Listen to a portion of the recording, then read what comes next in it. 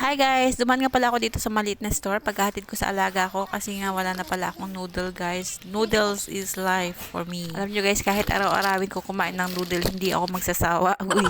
Ayun nga guys, pagkapasok ni Poki sa bahay dumiretso siya sa spot na yan. Gustong gusto niya dyan. Ewan ko ba, may sinisilip siya dyan lagi. Kaya naman may papuso. And syempre as a routine namin ni Poki, bumababa kami. Ayan, pinaarawan ko nga siya dyan guys. Kasi may napanood ako guys na kailangan daw paarawan natin yung mga aso natin. Hindi lang aso guys, pati jacket na rin.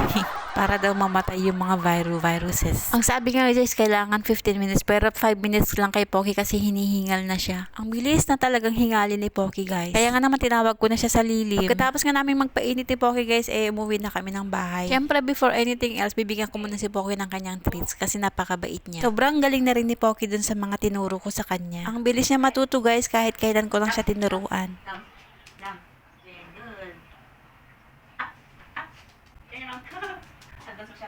Na kahit nga hindi mo na sabihin mag-turn around, kusa na siya nag-turn around guys. Minsan nga tuwing may hawak akong pagkain, kusa na yan nag-turn around Kasi nga feeling niya pag nag-turn around siya, bibigyan siya. After ko nga siya bigyan ng treats guys, sinayawan ko muna si Poki. Total gustong gusto naman niya akong sumasayaw. Idol na idol ako niyan. Habang sinasayawan ko nga si Poki guys, naka-receive ako ng mensahe galing sa amo ko. Sabi niya, pick upin ko na raw yung mga pinamili niyang grocery. Pagkarating ko nga dito sa my store na to guys, nakita ko itong super cute na doggy, nakadamit pa. Aso rin pala yan ng may-ari guys, and yan, pag-alagala lang din, walang tali. Kasi nga dun sa may store naman nila guys is wala masyadong nadaang sasakyan. Kaso nga lang nadali lang talaga yung itim noon. And first time ko lang din pala makita yung dog na yun kasi yung lagi kong nakikita is yung kulay itim. Ayun nga guys, pauwi na ako dyan. Nakuha ko na rin yung mga grocery. Gamit ko nga pala yung yellow cart na yan. Kasi may binili din siyang malaking tubig. Siyempre hindi ko yun kayang buhatin no. Kaya ko naman actually kaso nga lang malayo. Kailangan guys ng 10 minutes na lakad bago makarating. Pero maganda na rin yun guys. Exercise na rin yun sa ating katawan. Mabuti na nga lang at medyo magandang weather ngayon. May araw guys, ang sarap sa pakiramdam. Grabe, ang sakit sa mukha guys kapag sobrang lamig, namamaga yung mga labi ko, mga nagka-crack, ganun. Kaya tuwing may araw pag gantong winter season ako, ang sarap magbabad. Habang yan nga on the way ko guys, nakita ko itong mga nagtitinda ng mga kumot.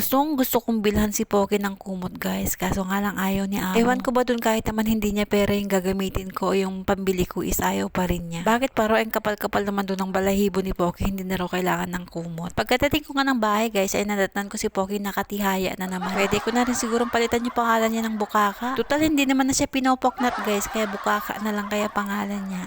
Ayan nga rin ang isang gustong-gusto ni Poking gawin guys, yung kagat-kagatin yung kamay ko. Pero hindi naman masakit, hindi naman niya binabaon. Ang sarap nga sa pakiramdam kasi parang minamassage ako dyan ni Poki. Kaso nga lang yung kamay ko basang-basa na sa laway niya. Kung makikita niyo naman kung gaano kasaya yung mukha niya, na halos magduling-duling na yung mga mata niya. Ang sarap lang sa pakiramdam guys na kahit anong pagod mo kapag may ganitong aso na naglalaro o naglalambing sa'yo, mawawala lahat yun. Lahat ng homesickness, mga stress, nawawala.